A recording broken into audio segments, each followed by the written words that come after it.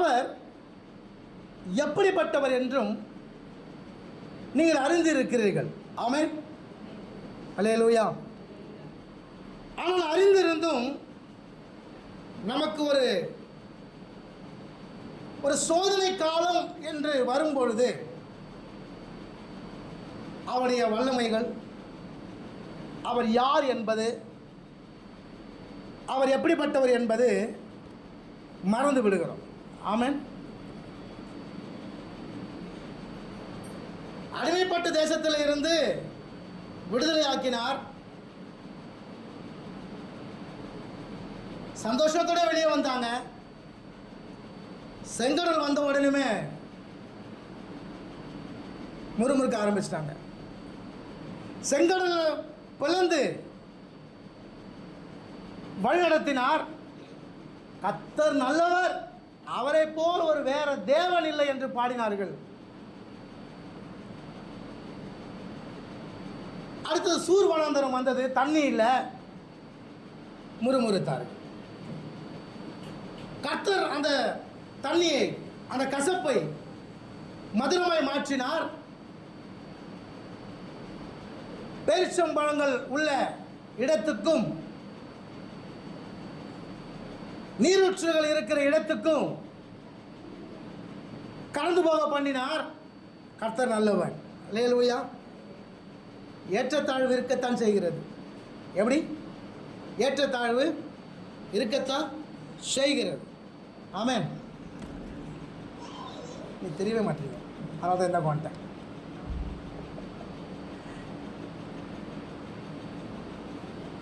நாம் ஆராதிக்கிற தேவன் யார் என்பது நமக்கு தெரியும்.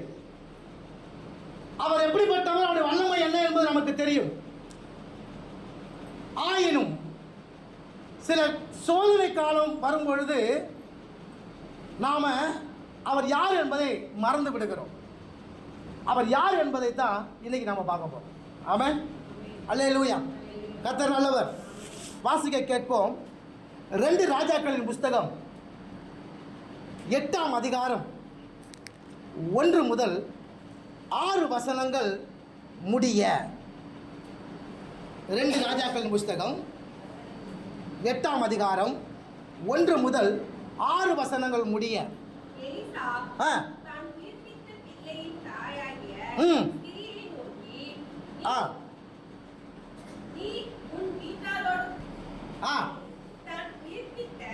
தான் உயிர்ப்பித்த பிள்ளையின் தாயாகிய ஸ்திரீயை நோக்கி கூட எழுந்து புறப்பட்டு போய் எங்கே ஆகிலும் சஞ்சரி, கர்த்தர் பஞ்சத்தை வருவிப்பார். அது 7 வருஷம் தேசத்தில் இருக்கும். கொஞ்சம் போதும், கொஞ்சம் நிறுத்துங்க. இப்போ இந்த சம்பவம் என்ன என்பதை கொஞ்சம் உங்களுக்கு நான் விளக்கிறேன். என்ன அப்படின்னா, இந்த எலிசா தீர்க்கதரிசி சூனேம் என்ற ஊருக்கு கடந்து வருகிறான். அந்த ஊருக்கு வரும்பொழுது அந்த ஒரு வீட்டில் தங்குகிறான். அந்த சூனேம் என்ற ஊரில் ஒரு வீட்டில் தங்குகிறான். அந்த தங்குகிற வீட்டில் இருக்கிற நபர் பேர் சொல்லப்படவில்லை. அதனால வேதம் என்ன சொல்கிறதுனா, சுனேமியால். என்னது? சுனேமியான்னா ஊர் பேர் தான். அந்த ஊரில் இருக்க ஒரு பொண்ணு. அந்த வீட்டில் எலிசா தீர்க்கதரிசி தங்குகிறார். அவருக்கு தேவையான எல்லா காரியத்தையும் அவங்க செஞ்சு கொடுக்குறாங்க. அவங்க என்ன பண்ணுறாங்க? செஞ்சு கொடுக்குறாங்க. இப்போ இந்த எலிசா தீர்க்கதரிசி அந்த ஸ்திரீக்கு ஒரு காரியத்தை செய்ய விரும்புகிறார். என்ன அப்படின்னா, அவளுக்கு என்ன இல்லைன்னு கேளு அப்படின்னு சொல்லி. அப்போ அவளுடைய உதவி சொல்றாரு, அவளுக்கு குழந்தை இல்லை. அவளுக்கு என்ன இல்லை? என்ன இல்லை? குழந்தை இல்லை.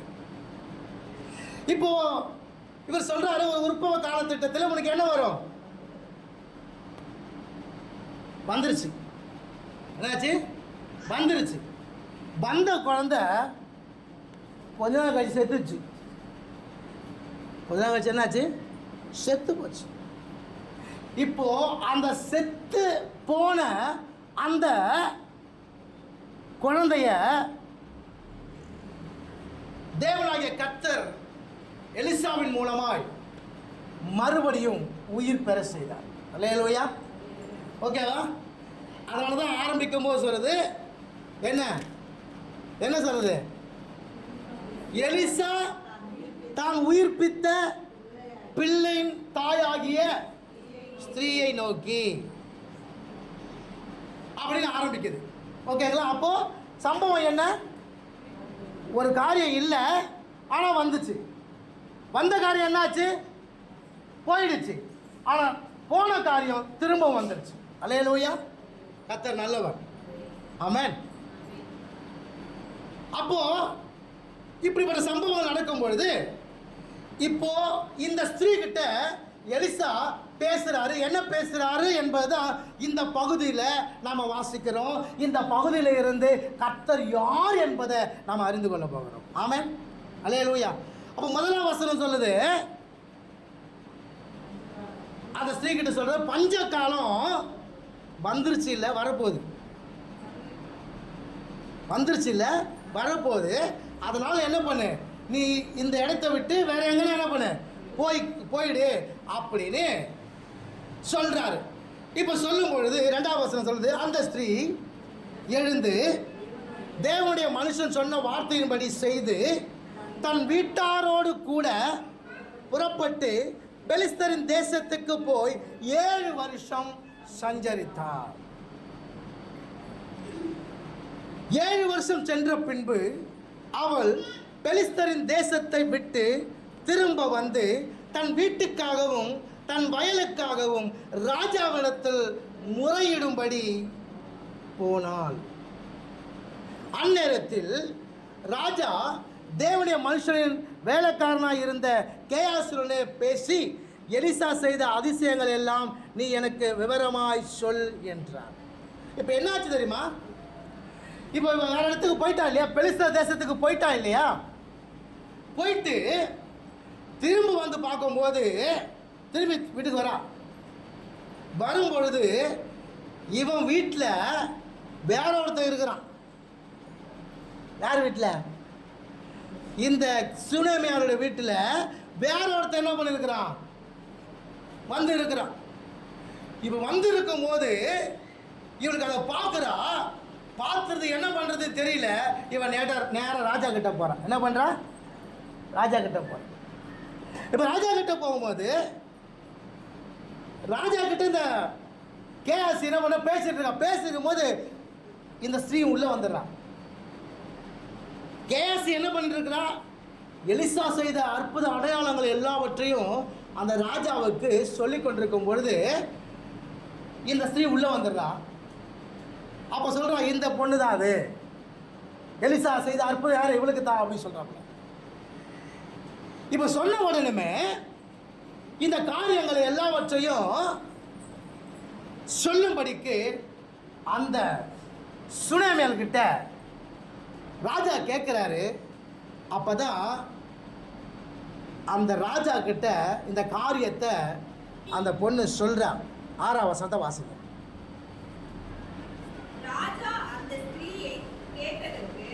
ராஜா அந்த ஸ்திரீயை கேட்டதற்கு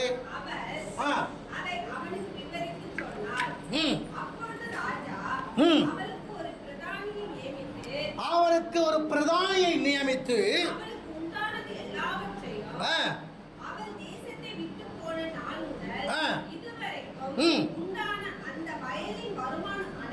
அனைத்தையும் அவளுக்கு கிடைக்கும்படி செய் என்றார். இப்ப பாருங்க, இப்ப ராஜா என்னதமா பண்றான்? ராஜா என்ன பண்றான் தெரியுமா? நல்லா கவனித்துக் கொள்ளுங்க.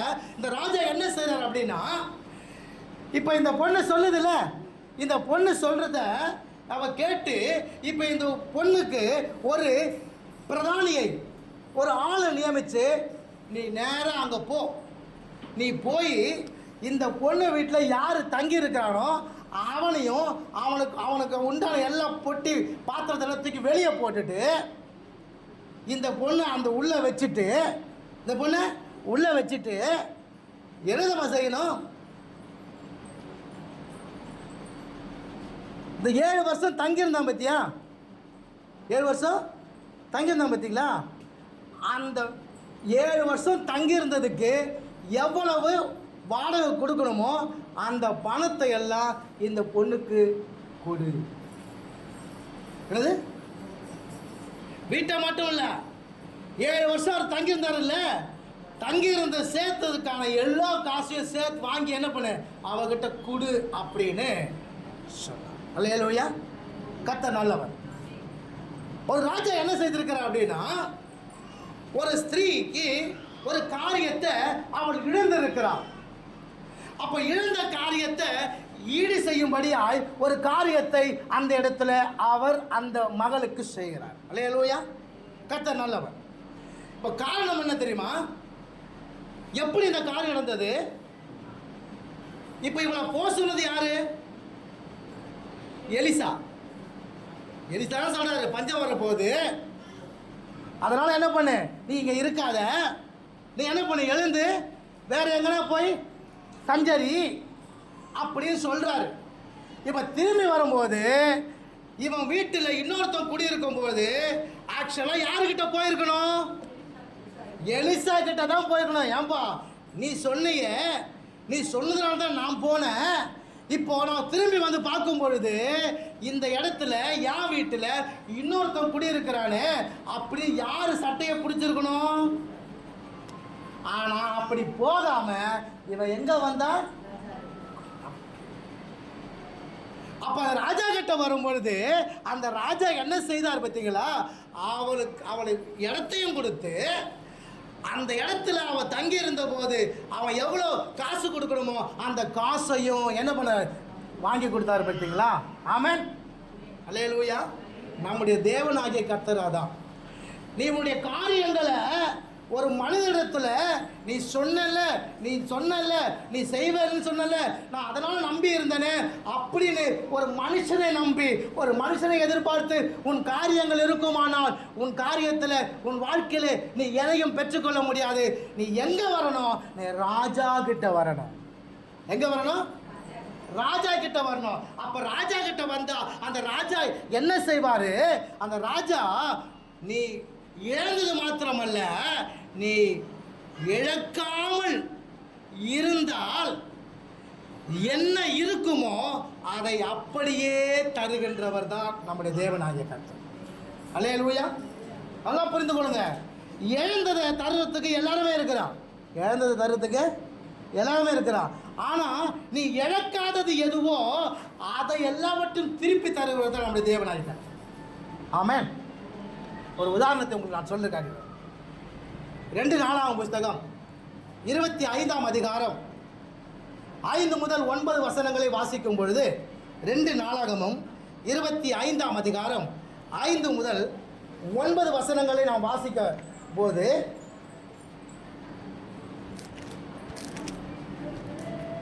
அங்க இப்போ இந்த வசனத்தில் என்ன வாசிக்கிறோம் அப்படின்னா, இந்த 2 நாளாகமும் 25ஆம் அதிகாரம் 5 முதல் 9 வசனங்களை வாசிக்கும் பொழுது அங்க அமத்சியா ஒரு ராஜா இருக்கிறான். அந்த ராஜா என்ன பண்றான்? இப்போ யுத்தத்துக்கு போகும்பொழுது அவன்கிட்ட இருக்கிற ஆட்களை எண்ணும் பொழுது அங்க குறைவா இருக்கிறது. அதனால இஸ்ரவேல் கிட்ட போய் என்ன பண்றான்? இராணுவத்தை கேட்குறான். இப்போ நீ எவ்வளோ தரியோ அதை கேட்ட வெள்ளி காசு என்ன பண்ணுற, நான் உனக்கு கொடுக்குறேன் சொல்லி 300 வெள்ளி காசு, 300 தாளந்து வெள்ளி காசு கொடுக்குறான். 300 தாளந்து வெள்ளி காசு கொடுக்குறான். ஒரு தாளந்து வந்து 34.5 கிலோ. அப்போது 100 தாளந்து அப்படின்னா 3400 கிலோ, அதாவது சுமார் 3.5 டன் வெள்ளி கொடுக்குறான். எவ்வளோ கொடுக்குறான்? 3.5 டன்னே வெள்ளி கொடுக்குறான். இப்போ கொடுத்துட்டான். இப்போ கொடுத்துட்டு இருக்கும் போது ஒரு தீர்க்கதரிசி வந்து சொல்கிறான், சண்டைக்கு போறியா, நீ யுத்தத்துக்கு போறியா, நீ தனியாக போ, நீ இவங்க கூட போகாத, ஏன்னா இவங்க கூட கர்த்தர் இல்லை, ஒத்தாசை செய்யும் விழப்பண்ணும் கர்த்தரால் கூடும். இப்போ இவன் சொல்கிறான், ஐயோ நான் 100 தாளந்து வெள்ளி கொடுத்துட்டேனே, இப்போ நான் என்ன பண்ணுறது?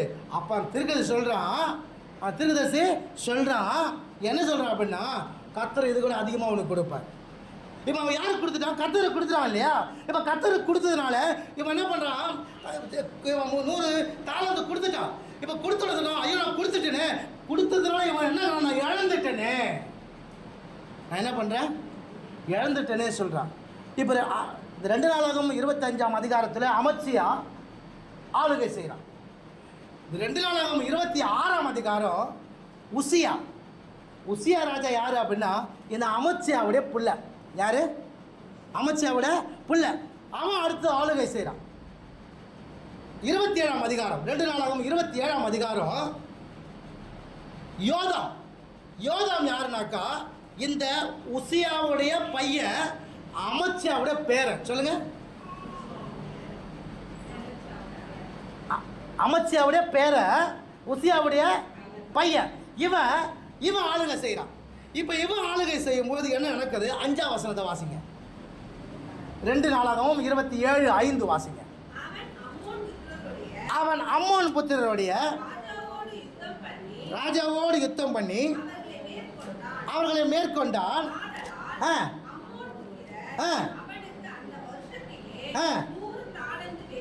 எவ்வளோ?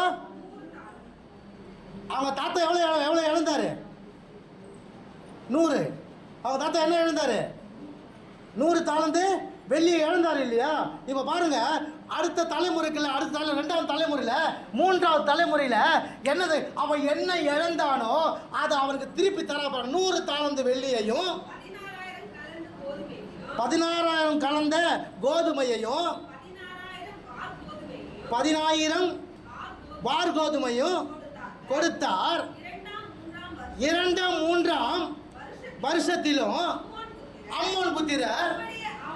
இப்போ பாருங்க, இப்போ இந்த அமத்சியா 100 தாளந்து வெள்ளியை நான் கொடுத்தேன்னு சொன்னால, இப்போ அவன் காலத்தில் அவன் கொடுத்துட்டேன், நான் இழந்துட்டேன்னு சொல்றான்.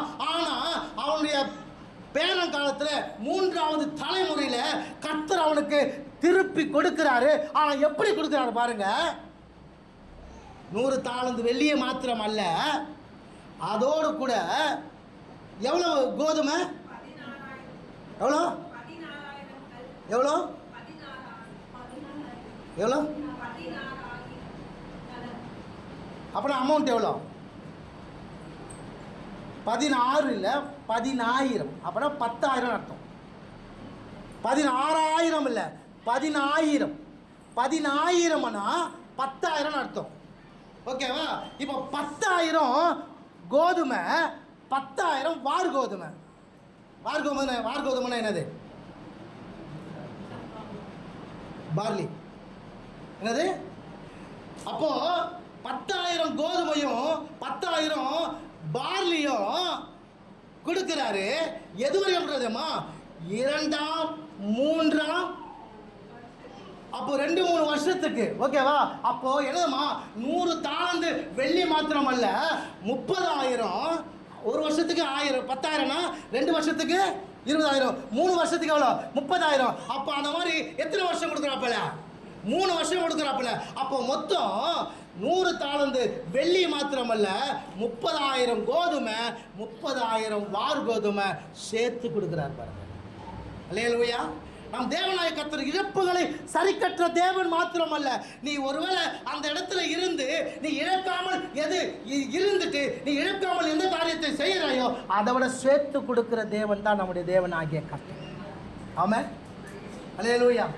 நம்ம என்ன நினைக்கிறோம்? நம்முடைய கர்த்தருடைய கரம் குறுகி போயிருக்குன்னு நினைக்கிறோம். கேட்கக்கூடாதபடிக்கு அவர் செவி மந்தமாக இருக்குன்னு நினைக்கிறோம். ஆனால் ஏசாயா 59:1 சொல்லுகிறது, இதோ ரட்சிக்க கூடாதபடிக்கு அவருடைய கரம் குறுகி போகவில்லை, கேட்கக்கூடாதபடிக்கு அவருடைய செவி மந்தமாகவில்லை. இப்ப அந்த ஸ்திரீக்கு அந்த ராஜா அவன் கொடுப்பது என்ன தெரியுமா? அந்த இடத்த மாத்திரமல்ல, அந்த இடத்துல ஒருவேளை அவன் இருந்தானாக்கா இதனால வரைக்கும் அவளுக்கு என்னென்ன கிடைக்குமோ அதை எல்லாவற்றையும் சேர்த்து வாங்கி கொடுக்குறான் பாருங்க. அல்லேலூயா. கர்த்தர் நல்லவர். ஆமென். நீங்களும் நானும் ஆராதிக்கிற தேவன் எப்படிப்பட்டவர் அப்படின்னா, இழப்புகளை சரி கட்டுற தேவன் மாத்திரமல்ல, சொல்லுங்க, இழக்காமல் இருந்தால் என்ன இருக்குமோ அதை அப்படியே தருகின்ற தேவன். சொல்லுங்க, என் தேவனாகிய கர்த்தர் இழப்புகளை எனக்கு ஈடு கட்டுகிற தேவன் மாத்திரம் அல்ல, நான் இழக்காமல் இருந்தால் என்ன இருக்குமோ அதை அப்படியே எனக்கு கொடுக்கின்ற தேவன்.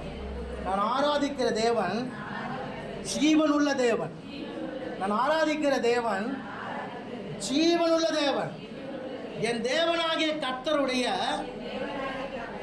கரம் குறுகி போகவில்லை, கேட்கக்கூடாதபடிக்கு அவருடைய செவி மந்தமாகவில்லை. அவர் யார்? சங்கீதம் 65:2 படி ஜபத்தை கேட்கிறவர், ஜபத்தை கேட்கிறவர். நான் என் ராஜாதி ராஜாவாகிய கர்த்தரிடத்துல நான் வந்தால் என் இழப்புக்கு சரி கட்டி அதை காட்டிலும் மேன்மையான காரியத்தை அவர் செய்ய வல்லவராயிருக்கிறார். ஆனா நானும் மனிதனை நம்பிக்கொண்டிருக்கிறேன். இந்த மனுஷன் எனக்கு சொல்லிட்டான், இந்த மனுஷன் எனக்கு செய்வான்.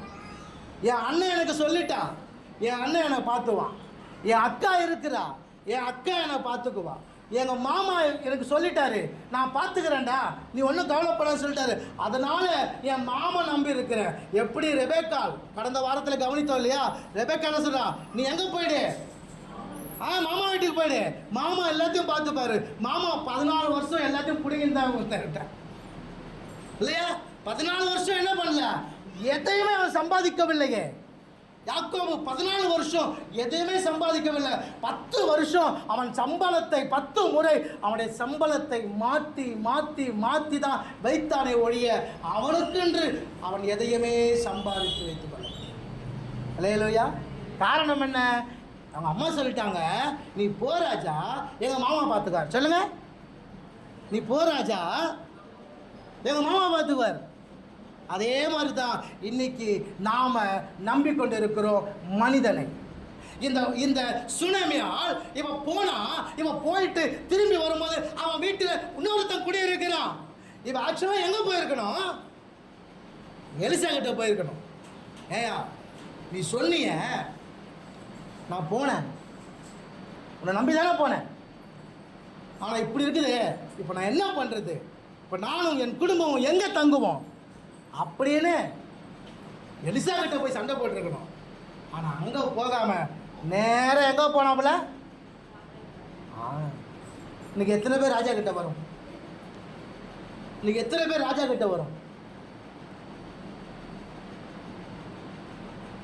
கொஞ்சம் கவனிங்க. எத்தனை பேர் ராஜா கிட்ட வரும்? ஒரு வியாதி, ஒரு பலவீனம், உடனே எங்க போனோம்? ஒரு தேவை. இப்போ ஒரு காரியத்தை நான் கொடுத்தே ஆகணும். உடனே நமக்கு என்ன வருது? அங்க போலாமா? அவர்கிட்ட போலாமா? அங்க போய் கேட்கலாமா? ஆனா என்ன வரல, நேரம் இங்க வரணும். எங்க வரணும்? தேவ சமூகத்துக்கு முதல்ல வரணும். எங்க வரணும்? வெள்ளிக்கும் பொண்ணுக்கும் அதிகாரியாக இருக்கிற உன் தேவனாகிய கர்த்தரிடத்தில் வா. அவர் நீ இழக்காமல் இருந்தால் என்ன இருக்குமோ அதை எல்லாவற்றையும் உனக்கு திருப்பி கொடுக்கிற தேவனாக இருக்கிறார். அல்லேலூயா. இது எல்லாருக்கும் நடக்குமா? இது எல்லாருக்கும் நடக்குமானா எல்லாருக்கும் நடக்காது. யாருக்கு நடக்கும்? முடிஞ்ச பேர் பேசி ரெண்டு பேரும் சரியா? யார் சொல்லுது சரின்னு சொல்லு. சரியா? கத்தரால யாரு சொன்னா யாருக்கு இந்த காரியங்கள் நடக்கும் அப்படின்னா திருப்பிக் கொள்ளுங்கள். அந்த 2 ராஜாக்கள் புஸ்தகம் 8ஆம் அதிகாரம் 1வது வசனத்தை வாசிப்போம்.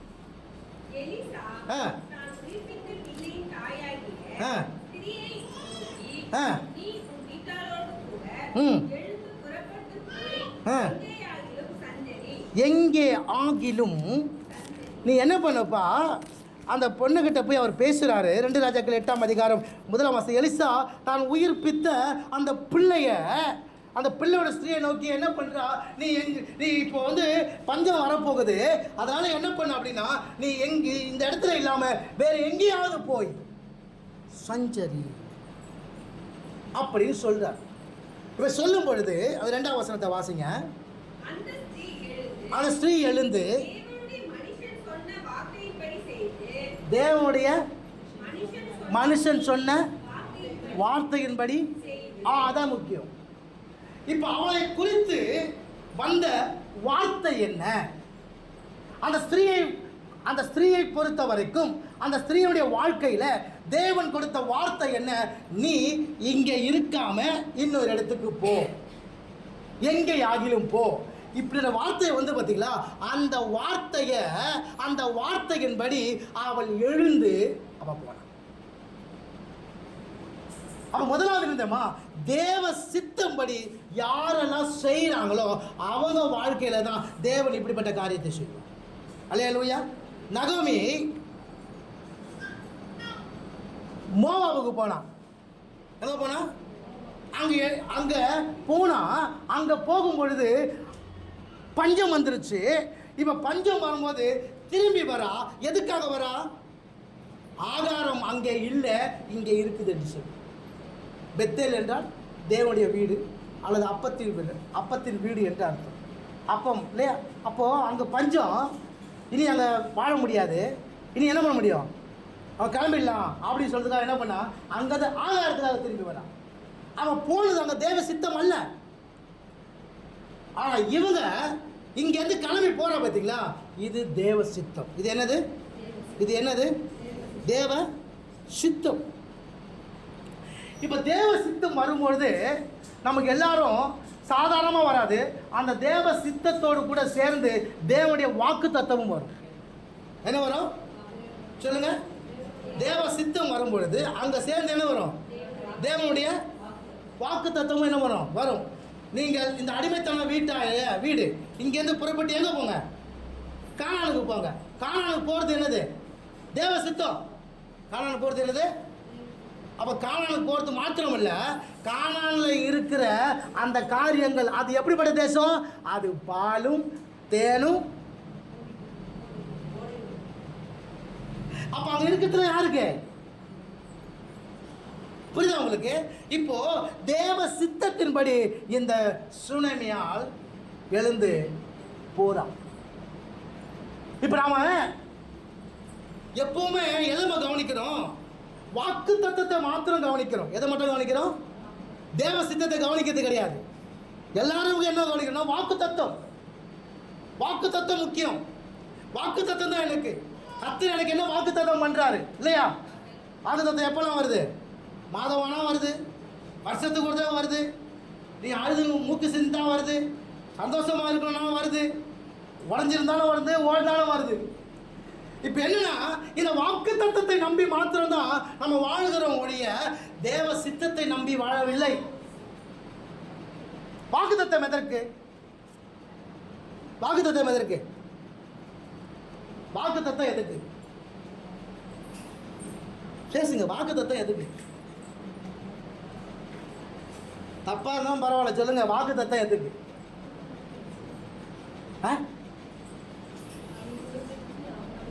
புரியல. வாக்கு தத்துவம் இப்போ வருஷத்துக்கு முதல் ஜனவரி 1 வாக்கு தத்துவம் உங்களுக்கு வருதா? வாக்கு தத்துவம் வருது. எதுக்கு வருது? வாக்கு தத்துவம் கர்த்தருடைய வார்த்தை தான். வாக்கு தத்துவம் எதற்கு வருது? ஹாஸ்பிட்டல் போறதுக்கா? ஆசீர்வாதம் பெற்றுக்கொள்ள வருது இல்லையா? வாசிங்க 2 பேதுரு 1ஆம் அதிகாரம் 4ஆம் வசனம். 2 பேதுரு 1ஆம் அதிகாரம் 4வது வசனம்.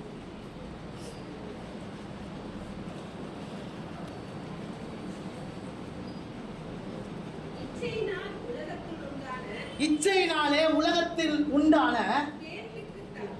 கேட்டுக்கு தப்பி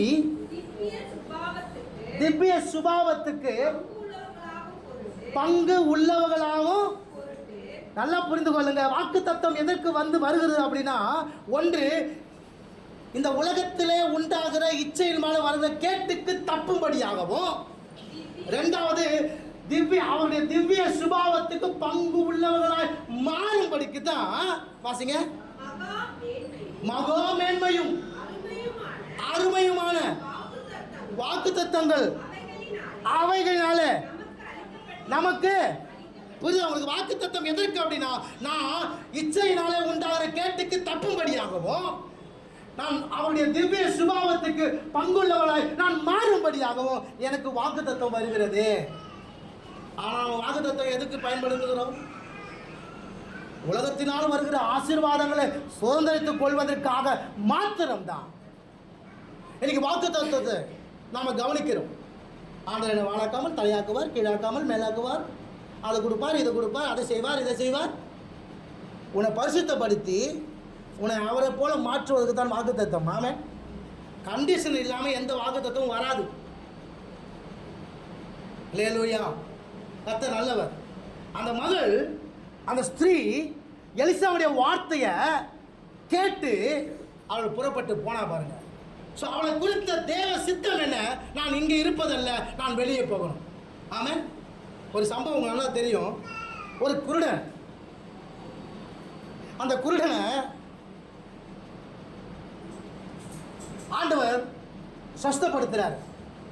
எப்படி அப்படின்னா, அவனை சீலோவாம் குளத்தில் போய் உன்னை கழுவு அப்படின்றார். இப்போ பார்வை அடைஞ்சிடறான். இப்போ பார்வை அடைஞ்சவன் அவனை பார்த்து கேட்குறாங்க. இந்த பரிசேயர் வந்து கேட்குறாங்க. பரிசேயனா யாரு? பிரித்தெடுக்கப்பட்டவர்கள் அர்த்தம். என்னது பரிசேயனா யாரு? பிரித்தெடுக்கப்பட்டவங்க. யாரு? தேவனுக்கு என்று தான். அவன் ஏன் வந்து இயேசுவை ஏற்றுக்கொள்ளனாக்கா, அவனை எப்படி பார்க்குறாங்க அப்படின்னா, அவன் தச்சனுடைய பிள்ளை தான் பார்க்குறாங்க. அவர் தான் மேசியான்னு பார்க்கல. யெகோவா தேவன் மேலே இருக்கிற அந்த வைராக்கியம், அதனால தான் இவரை எதிர்க்கிறாங்க. இப்போ வந்து கேட்குறாங்க. என்ன கேட்குறாங்க தெரியுமா? எப்பா நீ எப்படி பார்வை அடைஞ்சேன்னு கேட்குறாங்க. அதுக்கு அவன் சொல்கிறான், அவர் சேத்த பூசினாரு, நான் கழுவுனேன், நான் இப்போ பார்க்குறேன். அவர் என்ன பண்ணார்? அவர் சேத்த பூசினாரு, நான் கழுவுனேன், இப்போ பார்க்குறேன். சொல்லுங்க. அவர் சேத்த பூசினாரு, நான் கழுவுனேன், இப்போ பார்க்குறேன். இப்போ அவர் ஒரு வேலை செய்யணும், நான் ஒரு வேலை செய்யணும். நல்லா புரிந்து கொள்ளுங்க. அவர் ஒரு வேலை செய்யணும், நான் ஒரு வேலை செய்யணும். அப்போ தான் எனக்கு தேவையானது கிடைக்கும். ஓகேவா? இப்போ அவர் என்ன பண்ணுறாரு? சேத்த பூசுறாரு. நான் என்ன பண்ணும்? ஆனால் இன்னைக்கு என்ன நடக்குது தெரியுமா? நாம சேர்த்து அவர் மேலே பூசுகிறோம், அவர் கழுவின உட்காந்துக்கிறார்.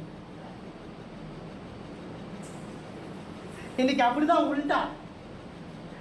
அன்னைக்கு அவர் சேத்த பூசினாரு, அவன் கழுவினான், அவன் பார்வை அடைச்சான். இன்னைக்கு நாம அவர் மேல சேத்த பூசிட்டு இருக்கோம், அவர் உட்காந்து கழுவினுக்கிறார். பார்வை அடைய வேண்டியது நீங்களும் நானும். சொல்லுங்க. தேவை உள்ளவர்கள் நீயும் நானும். சொல்லுங்க. இப்ப நான் கொடுக்கிற தசம பாகத்தால இயேசு ஆசீர்வதிக்கப்பட்டு இப்ப பெரிய ஆள் ஆக போறது கிடையாது. நான் கொடுக்கிற காணிக்கையினால இப்போ இயேசு ஆசீர்வதிக்கப்பட்டு பெரிய ஆள் ஆக போறது கிடையாது. நான் விதைக்கிறதுனால இயேசு இப்ப ஆசீர்வாதமா மாற போறது கிடையாது. ஐயா, தேவை எனக்கு. ஐயா, இழப்பு எனக்கு, பிரச்சனை எனக்கு, உபத்திரம் எனக்கு, வேதனை எனக்கு. அவர் ஒரு காரியத்தை செய்ய சொல்றாரு, ஆனால் அந்த காரியத்தை நாம் செய்ய மாட்டோம். அதனால தான் இன்னைக்கு பார்வை அடையிறது. நம் தேவனாய் கர்த்தர் எப்படி நாம் எப்படி வாழ்ந்து கொண்டு இருக்கிறோம் ஆனால் உங்களுக்கு தெரியும். நம்ம ஒரு கடந்த கால தோல்விக்கும் எதிர்கால வெற்றிக்கும் நடுவில் வாழ்ந்து கொண்டு இருக்கிறோம். ஆமாவா இல்லையா? ஆமாவா இல்லையா? யாரும் கவனிக்கிற மாதிரி தெரியல எனக்கு. எல்லாம் வந்து இந்த பொண்ணு தான் கவனிச்சு நிற்கிறீங்க. சொல்லுகிற வார்த்தை போய்விடாத படிக்கு உங்கள் காதுகள் திறந்திருக்கப்படுவதாக. ஆமென். கொஞ்சம் இங்கேயும் கவனிங்க. கர்த்தர் நல்லவர். நம் தேவனாகிய கர்த்தர் எப்படிப்பட்டவர்? நம்முடைய இழப்புகளை சரி கட்டுற தேவன் மாத்திரமல்ல, நாம் இழக்காம இருந்தால் எதெல்லாம் வச்சிருப்போமோ அதெல்லாம் திருப்பி கொடுக்கிற தேவன். நாம் எப்படி வாழ்ந்து கொண்டு இருக்கிறோம்? கடந்த கால தோல்விக்கும் சொல்லுங்க, எதிர்கால வெற்றிக்கும் நடுவில் நான் வாழ்ந்துட்டு இருக்கேன். ஆமாவா இல்லையா? 2 ராஜாக்கள் புத்தகம் 4ஆம் அதிகாரத்தில் ஒரு தீர்க்கதரிசியினுடைய ஒரு மனைவி எப்படி பண்ணா, கடன்காரனா இருக்கிறான், அவன் புருஷன் கடன் வாங்கி வச்சு செத்து போயிட்டான். இப்போ கடன் கொடுத்தவன் வந்து கேட்குறான், ஒன்று கடனை கொடு, இதெல்லாம் ஒரு 2 பிள்ளைகளை எனக்கு அடிமையாக கொடு. இப்போ என்ன பண்ணுறதுன்னு தெரியல. இப்போ தீர்க்கதரிசி வரும்போது சொல்கிறா, என் புருஷன் எப்படிப்பட்டவன் தான், கர்த்தருக்கு பயந்து உண்மையாக இருந்த மனுஷன், அவர் இறந்துட்டாரு, இப்போ கடன் ஆயிடுச்சு, நான் என்ன பண்ணுறதுன்னு தெரியல. கடன் கொடுத்தவன் வந்து கேட்குறான், கடன் வாங்கினா கடன் கொடுத்தவன் கேட்கத்தான் செய்வான். கடன் வாங்கினவன் கடன் கொடுத்தவனுக்கு அடிமை, இயேசுவுக்கு அடிமையாக இருக்கும்படியா, அவருக்கு மாத்திரமே நீ அடிமையாக இருக்கும்படியா கர்த்தர் அழைத்திருக்கிறார். ஆமென். உபாகமம் 28:12 சொல்லுது, கர்த்தர் தமது நல்ல பொக்கிஷசாலியாக வானத்தை திறப்பார், நீயோ கடன் கொடுப்பாய், கடன் வாங்காதிருப்பாய். மல்கியா 3:10 சொல்லுது, கர்த்தர் தமது நல்ல பொக்கிஷசாலியாக வானத்தை திறப்பார். வானம் திறப்பாரா? மல்கியா 3:10 என்ன சொல்லுது?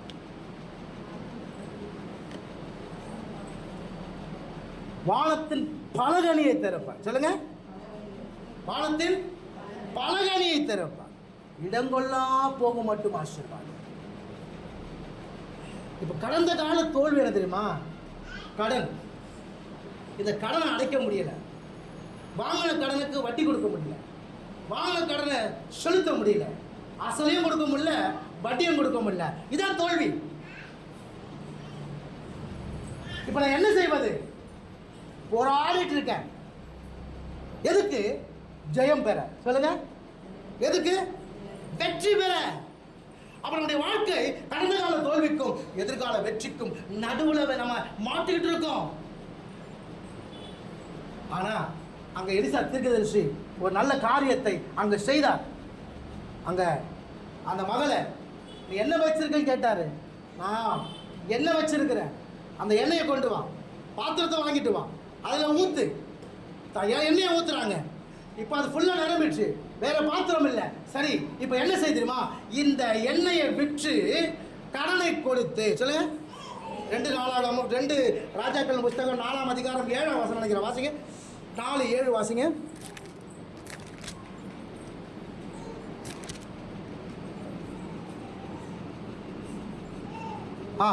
அவள் போய் அதை அறிவித்தாள். நீ போய் அந்த எண்ணெயை வித்து, கடந்த கால தோல்வி என்னது? கடன். இப்ப கடன் தீரணும், என்ன பண்ணு? இந்த எண்ணெய் என்ன பண்ணு? வித்துரு. வித்து அப்போ வித்துட்டு கடனை கொடுத்துட்டு மீதம் இருக்கிறது பத்தியா, அதை என்ன பண்ணு? நீ உன் பிள்ளை என்ன பண்ணு? அப்ப நம் தேவனாய கர்த்தர் எப்படிப்பட்டவர் தெரியுமா? நம் கடந்த கால தோல்வியை சந்திக்கிறவர் மாத்திரம் அல்ல, என் எதிர்கால வெற்றிக்கும் தேவையை சந்திக்கிறவராக இருக்கிறார். ஆமா. இப்ப கடனை கொடுத்துட்டா அதுக்கப்புறம் மறுபடியும் வாழ்றதுக்கு என்ன வாங்கணும்? கடன் வாங்கணுமா? இல்லைங்க, அப்படிப்பட்ட தேவன் அல்ல நீங்கள் நான் ஆராதிக்கிற தேவன். அல்லேலூயா சொல்லலாமே. அல்லேலூயா. ஆமென். புரியுதா உங்களுக்கு? நீங்கள் ஆராதிக்கிற தேவன் கடந்த கால தோல்வியை சந்திக்கிற தேவன் மாத்திரம் அல்ல. அப்போ வாழ்றதுக்கு மறுபடியும் கடன் வாங்கணுமா? இல்லை, வாழ்வதற்கான தேவைகள் எல்லாவற்றையும் கொடுக்கிற தேவன். அதுதான் இங்கே பார்க்குறோம். இந்த சுனேமேலுக்கு அவன் தேவனுடைய வார்த்தைப்படி போயிட்டா, தேவ சித்தப்படி போயிட்டா. போனா திரும்பி வரும்போது அவனுக்கு ஒரு பிரச்சனை இருக்கும்போது அவன் ராஜா அவனுக்கு இடத்த கொடுக்கறது மாத்திரம் இல்லை, ஒருவேளை அவன் அந்த பஞ்சகாலத்தில் அந்த வீட்டில் அங்கே இருந்திருந்தார்னா அவனுக்கு எவ்வளோ காசு வாடகை கொடுத்துருக்கணுமோ அந்த காசை எல்லாவற்றையும் சேர்த்து வட்டியும் முதல்ல வாங்கி கொடுக்குறாரு. பார்த்தீங்களா? அதான் நம்முடைய தேவனாய் கட்ட. அல்லேலூயா. அதுக்கு ராஜா கிட்ட வரணும். ராஜா கிட்ட நம்ம வாழ்கிறோமா? இல்லை, வாக்கு தத்துவத்துக்கு தான் விழுங்குறோம். இப்போ அவனுக்கு தேவ சித்தம் வந்துச்சுன்னா அதில் வாக்கு தத்துவமும் வரும். நீ வாக்கு தத்துவத்தை மாத்திரம் நம்பின்னு இருக்காத, தேவ சித்தத்தை செய்ய பழகு. ஆதியாகம புஸ்தகம் 17ஆம் அதிகாரம் 1வது வசனம். ஆதியாகம புஸ்தகம் 17ஆம் அதிகாரம் 1வது வசனம். ஆதியாகம புஸ்தகம் 17. 99 வயதான போது ஆ கர்த்தர் ஆபிரகாமுக்கு தரிசனமாகி, ஆகி நான் சர்வ வல்லமை உள்ள தேவன், நான் சர்வ வல்லமை உள்ள தேவன், நீ எனக்கு முன்பாக ஆ. நடந்து கொண்டு, நான் யார்? சர்வ வல்லமை உள்ள தேவன். நீ எனக்கு முன்பாக நான் உன்னை என்ன சொல்லி அழைத்தேன்? ஆதியாகம புஸ்தகம் 12ஆம் அதிகாரத்தில் உன் இனத்தையும் உன் தேசத்தையும் உன்னுடைய எல்லா காரியத்தையும் விட்டு வா, உன்னை ஆசீர்வதிக்கிறேன்னு சொன்னல. அந்த சர்வ வல்லமை உள்ள தேவன் நான் உன்னை ஆசீர்வதிக்கணும் அப்படின்னா எனக்கு முன்னாடி நீ எப்படி இருக்கணும்? உத்தமனாக இருக்கணும். எப்படி இருக்கணும்? எப்படி இருக்கணும்? ஏன்னா அவர் 16ஆம் அதிகாரத்தை தவறிட்டார். 16ஆம் அதிகாரத்தில் என்ன ஆயிட்டாரு? தவறிட்டார். தேவன் செய்யாத ஒரு காரியத்தை, தேவ சித்தம் இல்லாத ஒரு காரியத்தை உள்ள இழுத்துக்கிட்டாரு. ஆகார உள்ள கூப்பிட்டாரு. அதனால 13 வருஷம் கர்த்தர் அவரோட பேசல. இப்ப மறுபடியும் வராரு, வந்து இப்ப சொல்றாரு, நான் சர்வ வல்லமை உள்ள தேவன் ஆகிய கர்த்தர், எனக்கு முன்னாடி நீ எப்படி பார்க்கணும்? உத்தமனாக இரு. அப்பதான் உடன்படிக்கை கொடுத்து அவர்களோட கூட பேசுறார். இன்னைக்கு தேவ சித்தத்தை நிறைவேற்றுவதற்கு நாம் முயல்வது கிடையாது. வாக்கு தத்துவம் வேணும், வாக்கு தத்துவம் வேணும், வாக்கு தத்துவம் வேணும். எப்பா நீ தேவ சித்தத்தை செய்வதற்கு வா, உனக்குரிய வாக்கு தத்துவம் உனக்குள்ளே நிறைவேறும். ஆமென், அல்லேலூயா, ஆமென். மத்தேயு சுவிசேஷம் 6ஆம் அதிகாரம் 33ஆம் வசனம் சொல்லுது, முதலாவது தேவனுடைய ராஜ்யத்தையும் அவருடைய நீதியையும் தேடுங்கள், அப்பொழுது எவைகள் எல்லாம் 31 32 வாசிக்கும் பொழுது, எண்ணத்தை உண்போம், எண்ணத்தை குடிப்போம், எண்ணத்தை உடுப்போம் என்று இந்த நாட்களுக்காக நம்ம ஜீவித்து நம்ம வாழ்ந்து கொண்டிருக்கோம், கலந்து கொண்டிருக்கோம், அது எல்லாவற்றும் தேவன் கூட கொடுப்பார். ஆனால் நீ செய்ய வேண்டியது தேவனுடைய ராஜ்யத்தை தேடு. என்னை குறித்து தேவ சித்தம் என்ன? நான் ராஜாவை தேடுவது, நான் தேவ சமூகத்துக்கு வருவேன், அதை நீ சரியா செய், மற்றதெல்லாம் உன்னை தேடி தானாய் வரும். ஆமென், ஆமென், அல்லேலூயா. கொஞ்சம் எனர்ஜியா இருப்போமே. அப்போஸ்தலனாகிய பேதுரு சொல்றார் 3ஆம் அதிகாரத்தில், வெள்ளியும் பொன்னும் என்னிடத்தில் இல்லை, என்னிடத்தில் உனக்கு நான் தருகிறேன், நசரேயனாகிய இயேசுவின் நாமத்தில் எழுந்து நட. என்கிட்ட என்ன இல்லையா? அப்போஸ்தலர் அந்த 4ஆம் அதிகாரம் கடைசி வசனத்தில் சொல்லுது, அப்போஸ்தலருடைய பாதத்தில் வெள்ளியும் பொண்ணு எடுத்து வந்து எல்லாத்தையும் வித்தியத்தின் பாதத்தில் போட்டுறான். அல்லேலூயா. நீ முதலாவது செய்ய வேண்டியது தேவ சித்தம் என்ன? உன் வாழ்க்கையில் உன்னை குறித்து தேவ சித்தம் என்ன? நிறைய பேருக்கு தேவ சித்தம் வேணாம். உலகத்துல வாழ்றதுக்கான தேவை என்னது? வாக்கு தத்துவம். பிரதர், உன் துக்கம் சந்தோஷமாய் மாறும், அது எனக்கு போதும். பிரதர், நீ விதைக்கிற விதைக்கு கர்த்தர் உனக்கு என்ன தருவார்? அறுப்பு கொடுப்பார், வலிச்சலை கொடுப்பார், அது எனக்கு போதும்.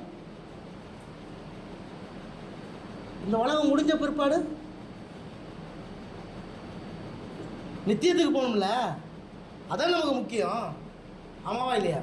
மத்தேயு சுவிசேஷம் 7ஆம் அதிகாரம் 21ஆம் வசனத்தை வாசிங்க. மத்தேயு 7:21.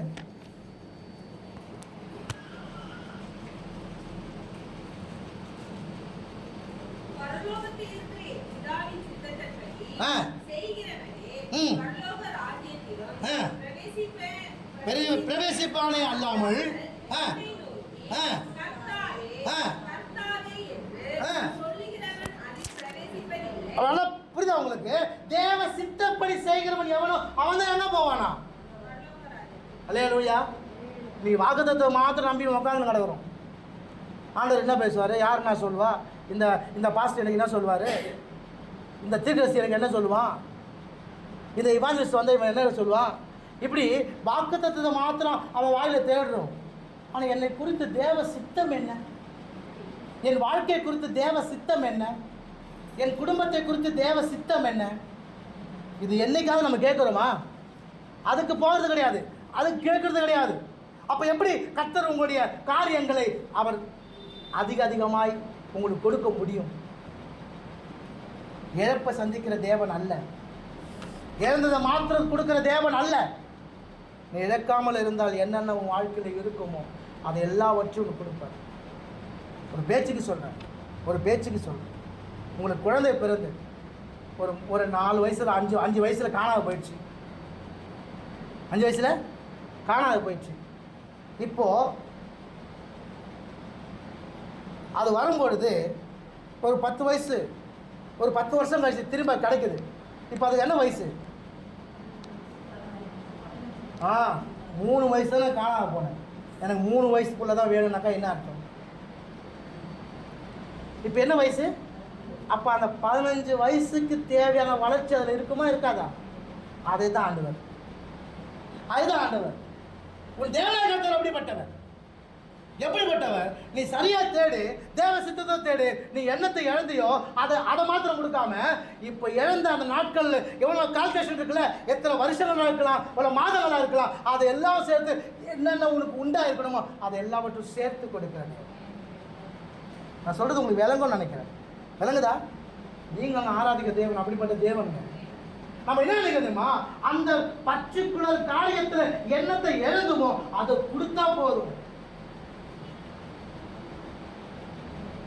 அதுதான் 2 காரியம் இருக்கு. ஜெபித்து பெற்றுக்கொள்வது ஒரு அனுபவம், சொல்லுங்க. விதைச்சு பெற்றுக்கொள்வது இன்னொரு அனுபவம். ஜெபம் பண்ற நீ என்ன ஜெபம் பண்ணுவ? இந்த மாசம் தேவை என்ன? கண்டிப்பா 10 லட்சம் கிடையாது இல்லையா? ஒரு 30,000 ஒரு 40,000 நமக்கு தேவை இருக்கு. அதெல்லாம் எழுதி ஜெபம் பண்ணுவேன். ஆண்டவரே இந்த மாதம் எனக்கு தேவை என்னது? 40,000 தேவை. ஆண்டவர் என்ன பண்ணுவாரு? 40,000 கொடுப்பார். நீ எவ்வளோ கேட்குற அதை என்ன பண்ணுவார்? கொடுப்பார். இது ஜெபித்து பெற்றுக்கொள்வது. விதைத்து பெற்றுக்கொள்வது தெரியுமா? 10 மூட்டை நெல் விதைச்ச அப்படின்னா 10 மூட்டை வராது. ஆமென். 2 அனுபவம். புரியுதா உங்களுக்கு? இப்போ அதுதான். இப்போ நம்ம தேவன் எப்படிப்பட்டவர் தெரியுமா? நீ வெறும் 10 மூட்டை வச்சுலாம். எப்போ நான் 10 மூட்டை போட்டுட்டேன், ஐயோ என்ன பண்ணுறது, 10 மூட்டை மட்டும் வராதுங்க, 100 மூட்டை வரும். ஆமாம், புரியுதா? இதுதான் நீங்களும் நானும் ஆராதிக்கிற தேவன் செய்கிற செயல். ஆனால் அவருடைய வல்லமை குறித்து, அவருடைய காரியங்களை குறித்து நமக்கு ஒரு சோதனை வரும்பொழுது, ஒரு வேதனை வரும்பொழுது அவருடைய வல்லமையையும் அவருடைய காரியங்களையும் நம்ம மட்டுப்படுத்துகிறோம். முறுமுறுத்து என்னத்தை செஞ்சிட்டார்? இவ்வளோ நாள் வர என்னத்தை செஞ்சிட்டார்? இவ்வளோ நாள் தேடுற என்னத்தை பண்ணிட்டாரு? முறுமுறுக்காத. உன்னை குறித்து, உன் வாழ்க்கையை குறித்து, உன் குடும்பத்தை குறித்து தேவ சித்தம் என்ன அதன்படி செய்தியால் மாத்திரம் பாரு. ஆமென். அல்லேலூயா. கர்த்தர் நல்லவர். ஆமென். நம்ம எப்பவுமே அப்படிதானே, நாம் என்ன சொல்கிறாரோ அதை செய்ய மாட்டோம், என்ன செய்யக்கூடாதுன்னு சொல்கிறாரோ அதை நம்ம செய்வோம் இல்லையா? அவர் செய்ய சொல்கிற காரியம் என்ன? உங்களுக்கு ஏற்கனவே ஒரு காரியத்தை சொல்லியிருக்கிறேன். ஒரு அம்மா தன்னுடைய பிள்ளைக்காக தேவ சமூகத்தில் போகும் பொழுது ஆண்டவர் சொன்னார், 5 நிமிஷமா, எத்தனை நிமிஷமா? 5 நிமிஷம், 11:55 12 மணி வரைக்கும் உட்காந்தியா? நான் உட்கார முடியல பாஸ்டர், நான் 11:50 வரைக்கும் நான் முடிச்சுட்டு தான் இருக்கிறேன். 11:50 தூங்கிடுறேன். எப்பமா எழுச்சிக்கிறேன்? 12:05 எழுச்சிக்கிறேன். ஒரு 5 நிமிஷம் உட்கார முடியல. உட்காருறது தான் தேவ சித்தம். உட்காந்தா பிள்ளை விடுதலை அடையும். புரியுதா உங்களுக்கு? அப்போ நல்லா புரிந்து கொள்ளுங்க. நான் ஒரு பிரச்சனையில் இருக்கிறேன். இந்த பிரச்சனைக்கு தேவ சித்தம் என்ன? எனக்கு ஒரு வேதனை இருக்குது, இந்த வேதனையை குறித்து தேவ சித்தம் என்ன? எனக்கு ஒரு உபத்திரம் இருக்குது, இந்த உபத்திரம் குறித்து தேவ சித்தம் என்ன? இதை கேளு, இதை செய்ய முற்படு, உன் வாழ்க்கை மாறும். நான் என்ன கேட்குறேன் அப்படின்னா, எனக்கு பிரச்சனை என்ன, அந்த பிரச்சனை தீர்ந்தா போதுங்க இல்லை. உனக்கு 1000 ரூபா வேணும், அந்த 1000 ரூபா போனால் போதுமா? அப்புறம் என்ன பண்ணுவேன்? முதல்ல தேவன் 1000 ரூபா போய் கடன் வாங்குவியா?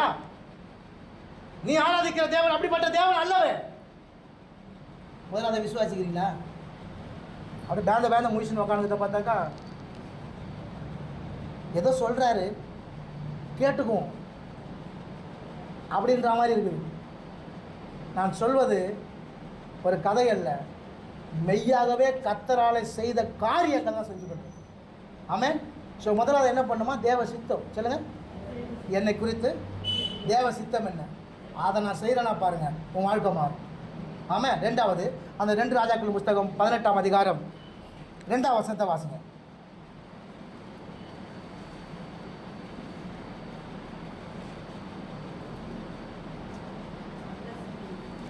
வாசிங்க. அந்த ஸ்திரீ எழுந்து தேவனுடைய மனுஷன் சொன்ன வார்த்தையின்படி செய்து தன் வீட்டாரோடும் கூட புறப்பட்டு பெலிஸ்தரின் தேசத்தில் போய் 7 வருஷம் என்ன பண்ணா? 7 வருஷம் என்ன பண்ண சொல்றப்பல அல்ல கவனிங்க. 7 வருஷம் அங்கே பஞ்சம் வர சொன்னார் இல்லையா? அதனால போயிட்டு சொல்றப்ப இப்போ 7 வருஷம் என்னது? அங்கே போய் சஞ்சரிக்கிறான். என்ன பண்ணுறான்? 7 வருஷம் என்ன பண்ணுறான்? சஞ்சரித்தல் என்பது என்ன அப்படின்னா அங்கே இருந்து விடுவது அல்ல. ஒரு பரதேசியை போல ஒரே இடத்துல இல்லை. அங்கே சஞ்சரிப்பதுன்னா அப்படிதான், ஒரே இடத்துல இல்லை. ஒரு இடத்துல இருந்து இன்னொரு இடத்துக்கு போவது, ஒரு இடத்துல இருந்து ஒரே இடத்துல இருக்காம இன்னொரு இடத்துல போவது.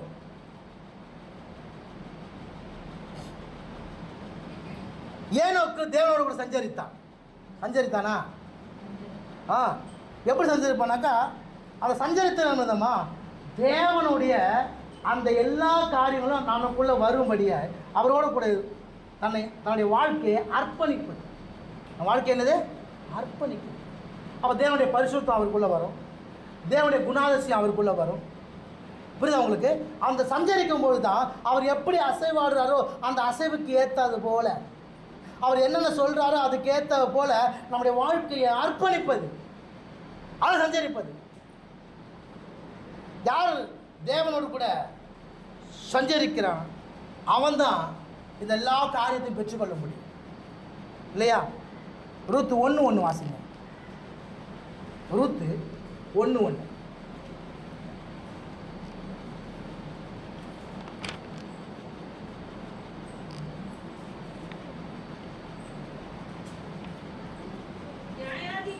நியாயாதிபதிகள் நியாயம் விசாரித்து வரும் நாட்களில் தேசத்திலே என்ன உண்டாயிற்று? பஞ்சம் உண்டாயிற்று. அப்பொழுது யூதாவில் உள்ள பெத்லகேம் ஊரானாகிய ஒரு மனுஷன் தன் மனைவியோடும் 2 குமாரரோடு கூட மோவாப் தேசத்திலே போய் என்ன பண்ணானா? சஞ்சரித்தான். முதல்ல என்ன சொல்லப்பட்டிருக்குது? சஞ்சரித்தான். 2ஆம் வசனம் வாசிங்க. எலிமெலேக்கு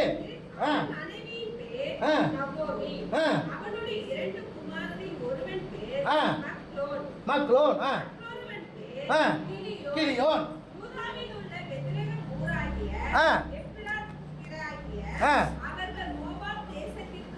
அவர்கள் மோவாப் தேசத்துக்கு போய் அங்கே என்ன பண்ணிட்டாங்க? முதல் வசனம் சொல்லுது அங்கே மோவாப் தேசத்தில் போய் என்ன பண்ணாங்க? சஞ்சரித்தாங்க. 2ஆம் வசனம் சொல்லுது இப்போ என்ன பண்ணிட்டாங்க? இருந்து விட்டாங்க. 4ஆம் வசனத்தை வாசிங்க. பொன் கொண்டாங்க, பெண் கொண்டார்கள். ஒரு பால் 2 பால் ரூத். என்ன பண்ணாங்களா? கவனிச்சிங்களா? எடுத்தோடனே போய் அங்கே போய் தங்கிடல. முதல்ல சஞ்சரிக்கிறாங்க, அப்புறம் இருக்கிறாங்க.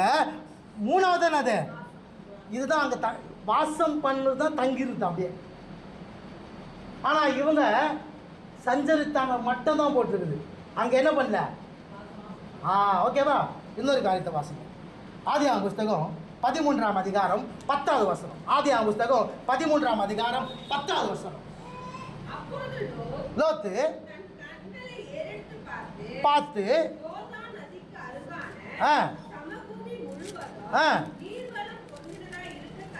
என்னவா இருக்குதா கண்டான். கர்த்தர் சோதோமையும் கொமோராவையும் அழிக்கும் முன்னே சோவாருக்கு போகிற வழி மட்டும் அது எப்படி இருந்துச்சா? இவன் கர்த்தருடைய தோட்டத்தை பார்த்துருப்பானா? நோவா காலத்தில் எல்லாம் என்ன ஆயிடுச்சு? எல்லாமே அழிஞ்சு போச்சு. ஜலப்பிரளயம் வந்து எல்லாம் காலி ஆயிடுச்சு. ஆனால் இவர் எப்படி பார்க்குறாராம்? கர்த்தருடைய தோட்டத்தை போலவும் இருந்தது. இப்போ அவர் எப்படி பார்க்குறாரு? 10ஆம் வசனத்தில் அவர் பார்க்குறாரு, அதை கண்ணில் பார்க்குறாரு. அந்த இடத்த என்ன பண்ணுறாரு? கண்ணில் பார்க்குறாரு. 12ஆம் வசனத்தை வாசிங்க. 12. கானான் தேசத்தில் குடியிருந்தான். லோத் அந்த யோர்தானுக்கு அருகான சமபூமியில் உள்ள பட்டணங்களில் வாசம் பண்ணி சோதோமுக்கு நேரே கூடாரம் போட்டான். இப்போ என்ன பண்ணுறான்? முதல்ல பார்க்குறான். அவன் வாழ்க்கையில் பின்மாற்றம் எப்படி வருது பாருங்க. முதல்ல பார்க்குறான், அப்புறம் கூடாரத்தை போடுறான். என்ன பண்ணுறான்? கூடாரத்தை போடுறான். கூடாரம் வந்து நிலையானது கிடையாது, எங்கே வேணா பிச்சு எடுத்துன்னு போயிடலாம். ஓகேவா? கூடாரத்தை போடுறான். 14:12 வாசிங்க. ஆதியாகமம் புத்தகம் 14:12 வாசிங்க. ஆபிரகாமின் சகோதரனுடைய குமாரனாகிய லோத் சோதோமிலே குடியிருந்தபடியால் என்ன பண்ணுறான்? சோதோம்ல முதல்ல பார்க்குறான், அப்புறம் கூடாரம் போடுறான். இப்போ என்ன பண்ணுறானா? இப்போ குடி இருக்கிறான். இப்போ என்ன பண்ணுறான்? 19ஆம் அதிகாரம் 1ஆம் வசனத்தை வாசிங்க. ஆதியாகமம் புத்தகம் 19:1. அந்த 2 தூதரும் சாயங்காலத்தில் சோதோமுக்கு வந்தாங்க. சோதம் எங்க உட்காந்துங்கிறான்? சோதம் அந்த வாசல்ல, பட்டணத்து வாசல்ல எல்லாரும் உட்கார முடியாது. யாரும் உட்கார முடியாதுமா? ஒன்று மூப்பரா இருக்கணும், இல்லை அங்கே நியாயாதிபதியா இருக்கணும். இப்போ எங்க கலந்துட்டான் பாருங்க. புரியுதா உங்களுக்கு? முதல்ல பார்க்குறாரு, அப்புறம் கூடாரம் போடுறாரு, அப்புறம் இருக்கிறாரு, அங்கே போய் இருந்துட்டாரு. இப்போ என்ன ஆச்சு அப்படின்னா, அங்கேயே வாசல்ல உட்காண்டானா டோட்டலாக அங்கேயே போயிட்டான். டோட்டலாக என்ன பண்ணிட்டான்? அங்கேயே போயிட்டான்.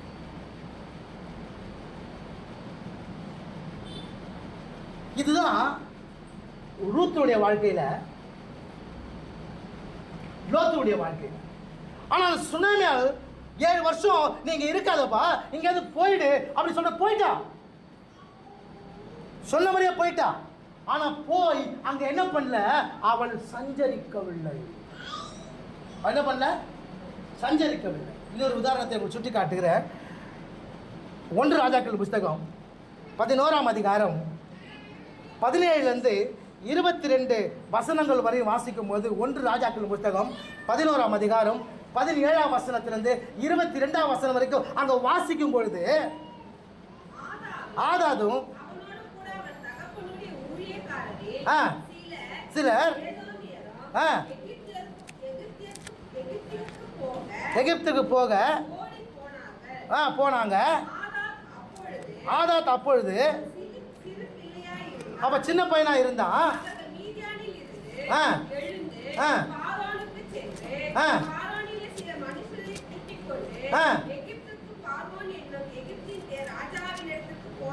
என்ன பண்றான்? இப்ப என்னன்னாக்கா சண்டை நடக்குது. சண்டகத்துல என்னன்னாக்கா ஆதாத்து பாருங்க, சண்டை நடக்குது. இப்ப சண்டை நடக்கும்போது தோத்து போயிடுறான். இப்போ எல்லாம் செத்து போயிடுறாங்க. இப்ப என்னன்னாக்கா இவன் என்ன பண்றான்? அந்த இருக்கிற மக்களோட கூட சேர்ந்து என்ன பண்றான்? எகிப்துக்கு ஓடி போறான். எங்க போறான்? எகிப்துக்கு போறான். எகிப்துல யார் அரசாள்றான்? பார்வோன் இருக்கிறான். யார் இருக்கிறா? பார்வோன் இருக்கிறான். இப்ப பார்வோன் கிட்ட போகும் பொழுது இப்ப இவன் யாருன்னு சொல்லப்படுது? இவன் ஒரு ராஜாவுடைய மகன். யாரு? இப்போ ராஜாவின் மகன். இப்ப அந்த ராஜாவின் மகனா இருக்கிறதுனால நல்லா புரிந்து கொள்ளுங்க, வாசிச்ச நேரம் ஆயிடும், நான் சொல்லிடுறேன். ராஜாவுடைய மகனா இருக்கிறதுனால இவன் என்ன பண்றான்? இவனுக்கு ஒரு இடமும், இவனுக்கு ஒரு இடம், ஒரு நிலத்தை கொடுத்து, ஒரு வீட்டை கொடுத்து, டெய்லி சாப்பாடு இவனுக்கு கிடைக்கும்படி அரேஞ்ச் பண்றான். இப்போ இப்படி கொஞ்ச நாள் நடக்குதா? இது நடக்கும் போது இவன் நல்லா சுறுசுறுப்பா, ஆக்டிவா நல்லா இருக்கிறான். ஒன்னே பார்க்கறான், இவன் நல்லா இருக்கிறானே, இவனுக்கு தன்னுடைய மனைவியுடைய சகோதரி பொண்ணையும் கல்யாணம் பண்ணி கொடுக்குறான். என்ன பண்றான்? கல்யாணம் பண்ணி கொடுக்குறான். இடத்த கொடுக்குறான், சாப்பாடு கொடுக்குறான், இப்போ பொண்ணையும் கொடுக்குறான். என்ன பண்றான்? பொண்ணையும் கொடுக்குறான். இப்போ அந்த 22ஆம் வசனத்தை வாசிங்களேன்.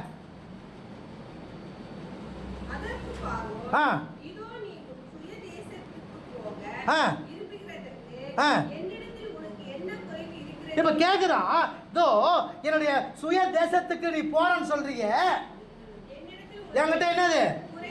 அப்போ உனக்கு சாப்பாடு இருக்குது, உனக்கு இடம் இருக்குது, உனக்கு வசதி இருக்குது, நல்ல நல்ல பேர் இருக்குது, உனக்கு எல்லாமே இருக்குதுப்பா, எல்லாத்தையும் கொடுத்துட்டேன். ஆனா அப்போ கூட நீ இப்ப என்ன பண்ற? என் சொந்த தேசத்துக்கு போகணும்னு நினைக்கிறியே. அப்போ இவருடைய காரியங்கள் என்ன? எல்லாம் கிடைச்சது. ஆனா எப்போ யார் சாவுவா? தாவீது சாவுவான். பார்த்துட்டு இருக்காப்புல. தாவீது செத்துட்டான்னு தெரிஞ்ச உடனே ராஜாட்ட போறான். என் தேசம் இது கிடையாது. என் தேசம் எது? அதுதான். அப்ப இன்னைக்கு வாக்கு தத்தத்தை மாத்திரம் நம்பி வாழ்றோம். தெரியுமா? உலகத்துல எல்லாத்தையும் பெற்றுக்கொண்டு இங்கேயே தங்கிவிட மனதாய் இருக்கிறோம். ஒரு காரியத்தை நல்லா புரிந்து கொள்ளுங்க. இங்கே என்ன நீ இருக்கும்போது உனக்கு என்ன தேவையோ அது எல்லாமே உனக்கு கொடுக்கப்படும். உன் தேவைகள் சந்திக்கப்படும். உன் காரியங்கள் உனக்கு கிட்டும். நீ விரும்பியது உனக்கு கேள் ஆண்டவர் கேட்ட அதெல்லாம் காரணத்தை கொடுப்பாரு. ஆனா உன் எண்ணம் கூடாது இந்த பொருளிலும் இந்த உலகத்திலே இருக்கக்கூடாது. உன் எண்ணமும் பொருளும், உன் எண்ணம் இருதயம் எங்க இருக்கணும்னா பரலோகம் தான். என்னுடைய சொந்த தேசம் எது? பாட்டு ஒண்டி பாப்போம். என் சொந்த தேசம்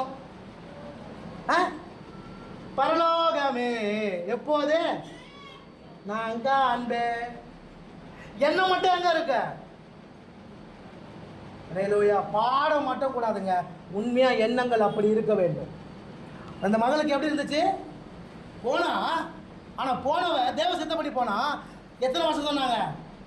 7 வருஷம். 7 வருஷம் முடிஞ்ச பிறகு உடனே என்ன பண்ணிட்ட பார்த்தீங்களா?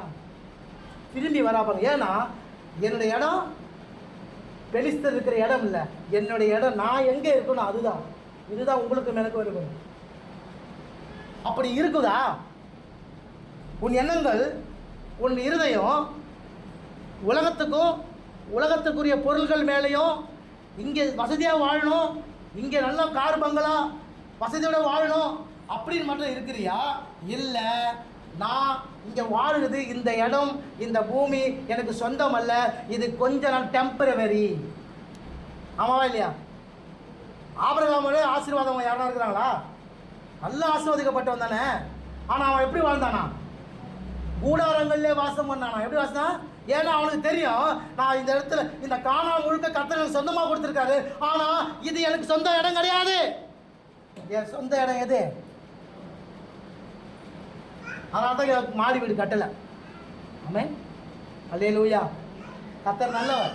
அவன் முதலாவது தேவ சித்தம். ரெண்டாவது சொல்லுங்க. ரெண்டாவது எனக்கு என்னுடைய காரியங்கள், என்னுடைய எண்ணம், நான் எப்படி வாழணும், நான் இருக்கிற தேசம் எனக்கு தான் சொந்தம் அப்படின்னு நினச்சிடாத. உனக்கு ஒரு சொந்த தேசம் இன்னொன்று இருக்குது, அதை நினைச்சு வாழ். அதை நினச்சி வாழ். நான் இன்னைக்கு மரித்தாலும் எங்கே இருக்கணும்? பரலோகத்தில் போகணும். ஆமாவா இல்லையா? போவீங்களா போக மாட்டீங்களான்னு உங்களுக்கு தான் தெரியும். ஏன்னா உங்களை எண்ணங்களை பொறுத்து. அல்லேலூயா. நான் நல்லா வேலை செய்யணும், நல்லா சம்பாதிக்கணும், நல்லா ஆடம்பரமாக வாழணும் அப்படின்னு நினைக்காத. இது எல்லாத்தையும் கர்த்தர் உனக்கு கொடுப்பார். எல்லாத்தையும் கர்த்தர் என்ன பண்ணுவார்? கொடுப்பார். நீ தேவ சித்தப்படி வாழ்ந்தினா. ஆமென். மூன்றாவது ஒரு காரியம், 2ஆம் வசனத்தை திரும்ப வாசிங்க. அந்த ஸ்திரீ எழுந்து ஆ தேவனுடைய மனுஷன் சொன்ன வார்த்தையின்படி செய்து தன் வீட்டோரும் கூட புறப்பட்டு பெலிஸ்தரின் தேசத்தில் போய் 7 வருஷம் சஞ்சரித்தார். 3ஆம் வசனம் வாசிங்க. 7 வருஷம் சென்ற பின்பு 7 வருஷம் ஏன் 7 வருஷம் சென்ற பின்பு? 1ஆம் வசனத்தில் ஊழியக்காரன் சொல்றான் 7 வருஷம் என்ன வருமா? தேசத்தில் என்ன இருக்கும்? பஞ்சம் இருக்கும். அப்படி 7 வருஷம் சொன்னா பார்த்தீங்களா? அப்ப கரெக்டா அந்த 7 வருஷம் சென்ற பின்பு அவள் பெலிஸ்தரின் தேசத்தை விட்டு திரும்ப வந்து என்ன பண்ணிட்டா பார்த்தீங்களா? திரும்ப வந்துட்டா பார்த்தீங்களா? அப்போ ரொம்ப முக்கியம். 3வது காலத்தை அறிகிற அறிவு. நான் அடிக்கடி உங்களுக்கு சொல்வேன், தேவனை அறிகிற அறிவு, பிசாசை அறிகிற அறிவு, மனிதனை அறிகிற அறிவு. இந்த அறிவு நமக்கு அவசியம். இந்த அறிவு ரொம்ப முக்கியம். அப்பதான் உங்களால் எதையுமே பெற்றுக்கொள்ள முடியும். இப்போ ஒரு காரியம் நடக்குதுன்னா இது எதனால் நடக்குது? தேவன் ஆதியாகம காலத்தை எல்லாவற்றையும் நேர்த்தியாய் செய்து வைத்திருக்கிறார். ஆமாவா இல்லையா? நம்புறீங்களா இல்லையா? ஹலோ, நம்புறீங்களா? ஆமாம் தானே? அப்போது ஒரு காரியம் எனக்குள்ளே வருதா? இது எது? ஏன்? எதனால்? அப்படி அறிவு நமக்கு இருக்கணும். பிதாவாகிய தேவனுடைய இருதயத்தை இயேசு தெளிவாக அறிந்திருந்தார். நீங்கள் நானும் இயேசுடைய இருதயத்தை அறிந்தவளாக இருக்கணும். ஆமாவா இல்லையா? இயேசு பிதாவுக்கு சாட்சியாக வந்தார். யெகோவாவுக்கு சாட்சியானது இயேசு வந்தார். இயேசுவுக்கு சாட்சியாக நீங்கள் நானும் இருக்கணும். ஆமென். ஏவாள் ஆதாமுக்குள்ளே இருக்கணும். சொல்லுங்க. ஏவாள் யாருக்குள்ளே இருக்கணும்? நான் ஒன்றும் உனக்கு சமைச்சவன் கிடையாது. ஏவாள் யாருக்குள்ள இருக்கணும்? ஆதாமுக்குள்ள இருக்கணும். ஆதாம் யாருக்குள்ள இருக்கணும்? கிறிஸ்துவுக்குள்ள இருக்கணும்.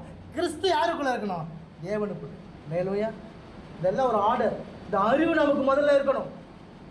இந்த அறிவு இருக்கணும். ஒரு காலம் வருதுன்னா, ஒரு பிரச்சனை வருதுன்னா, இந்த பிரச்சனை எழுத எத்தனை நாள் வரைக்கும் இருக்கணும்? இருக்கும். பிரச்சனை வந்தோன்னா ஒன்றே அழுவ ஆரம்பிச்சிடும். பிரச்சனை வந்தோன்னா என்ன ஆரம்பிச்சிடும்?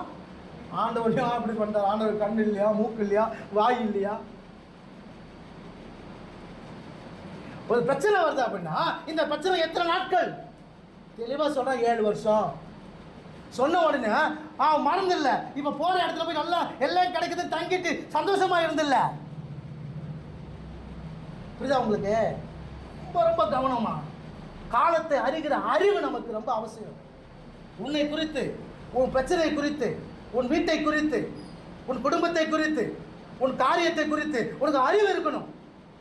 சும்மா ஏதோ வந்தோம் போனோம், 2 பாட்டு பண்ணோம், எழுந்தணும், அவன் போயிட்டோம், இதோட அடுத்த வாரம் வருவோம், இப்படி அல்ல கிறிஸ்தவ வாழ்க்கை. உன்னோடு கூட பேசுகிற தேவன். நம்ம ஆராதிக்கிற தேவன் எப்படிப்பட்டவன்? ஜீவன் உள்ள தேவன். உன்னோடு கூட பேசுகிற தேவன்.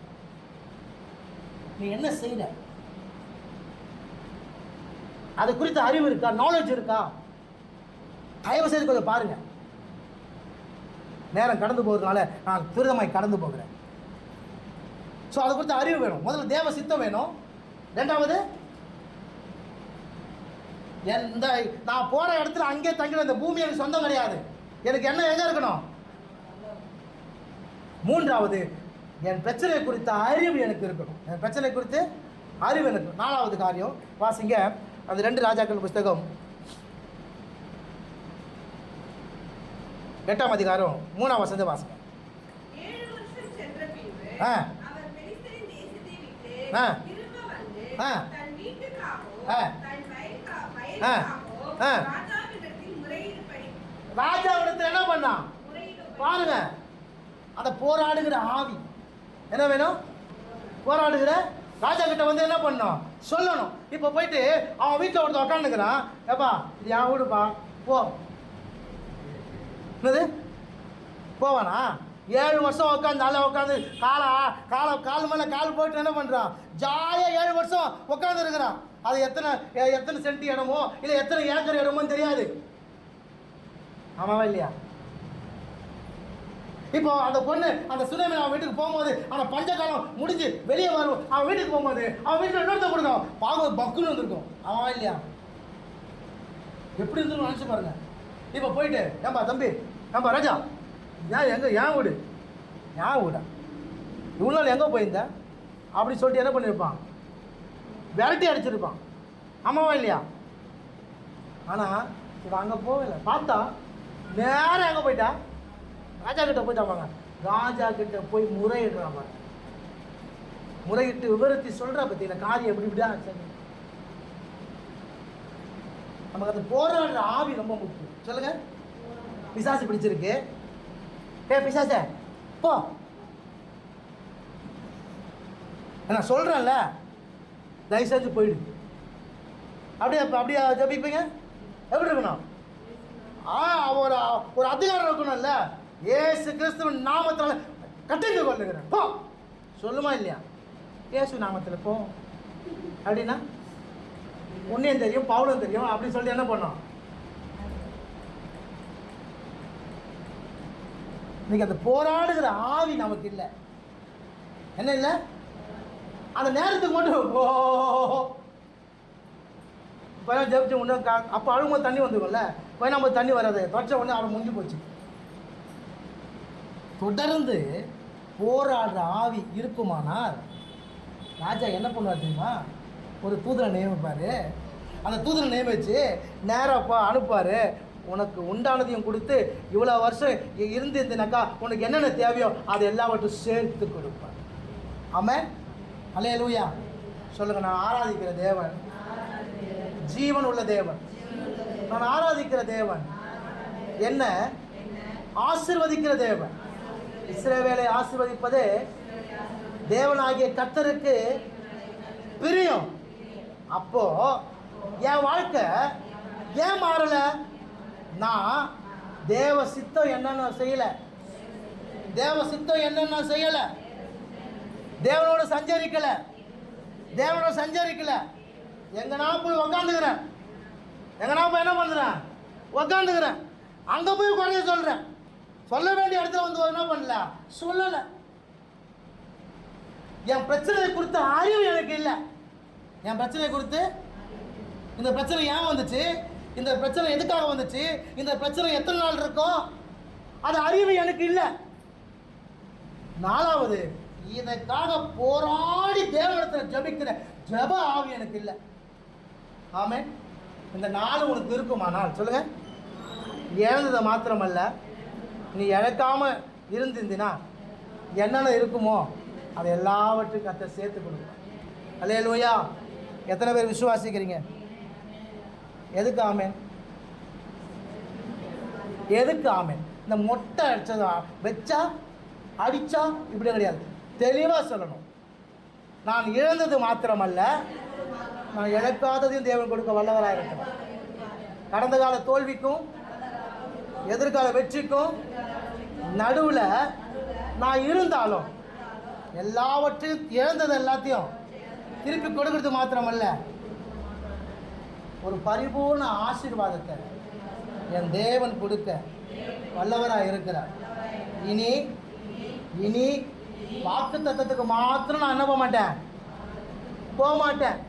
தேவ சித்தம் என்ன, என்னது தேவ சித்தம் என்ன, நான் தேவனோடு சஞ்சரிப்பது என்னென்ன செய்யணும், என் பிரச்சனை குறித்த அறிவு எனக்கு என்ன, தேவனோடு போராடணும். சொல்லுங்க. ஒரு நேரத்தை குறிப்பிடு, ஒரு நேரத்தை வை, ஒரு காலத்தை குறிப்பிடு, இந்நாள் வரைக்கும் போராடு, கண்டிப்பாக கிடைக்கும். ஆமென். அப்படி நான் சொல்கிற இந்த காரியத்தை 4 காரியத்தில் இல்லை அப்படின்னா நீ உனக்கு இழப்பாகவே இருக்கும். இழப்பாக இருக்கும். அப்பப்போ தண்ணி வரும், அப்பப்போ தண்ணி செத்துடக்கூடாதுல்ல, அதனால் தாகம் தீர்க்கும்படியாக அப்பப்போ என்ன வரும், தண்ணி வரும். அதுக்காக தேவன் உன்னை வைக்கவில்லை. நீ சாட்சியாக சொல்லணும். சொல்லுங்க. என்ன சொல்லணும்? சாட்சியாக சொல்லணும். என் தேவனாய கர்த்தருடைய சமூகத்துக்கு நான் கடந்து சென்றேன், என் கர்த்தர் எல்லா காரியத்தையும் செய்து முடித்தார். ஆமென். சும்மா வந்து எனக்காக யாவற்றையும் செய்து முடிப்பார் சொல்றது மாத்திரமல்ல, எல்லாவற்றையும் செய்து முடிச்சுட்டார். என்னைக்கு சொல்ல போறீங்க? அல்லேலூயா. செய்து முடிப்பார் சொல்ல போறீங்க, செஞ்சு முடிச்சுட்டார் சொல்ல போறீங்களா? இன்னைய வரைக்கும் என்ன சொல்லிக்கிறீங்க? ஆண்டவர்கிட்ட ஜெபம் பண்ணிருக்கிறேன், ஆண்டவர் பாரு, ஆண்டவர் செய்வார். என்னைக்குங்க எழுந்து சாட்சி பகுதி அப்படின்னா எல்லாரும் எழுந்து ஆண்டவர் எனக்கு இந்த காரியத்தை செய்தார் எப்போ சொல்ல போறீங்க? சொல்ல முடியல. காரணம் என்ன தெரியுமா? வாக்கு தத்தத்துக்காக மாத்திரம் தான் வருது. தேவ சித்தத்துக்கு வா. எதுக்கு வா? தேவனை சஞ்சரிக்க வா. உன்னை குறித்து, உன் பிரச்சனை குறித்த அறிவு உனக்கு இருக்கணும். போராடுற ஆவி உனக்கு வேணும். சொல்லுங்க. என்ன ஆவி வேணும்? என்ன ஆவி வேணும்? போராடுற ஜெப ஆவி. சொல்லுங்க. போராடுகிற சண்டைக்காரியோட இருக்கிறத விட ஒரு மூலையில் இருக்கிறது நல்லது. அந்த ஆவி வேணும். எந்த ஆவி வேணும்? ஜெப ஆவி.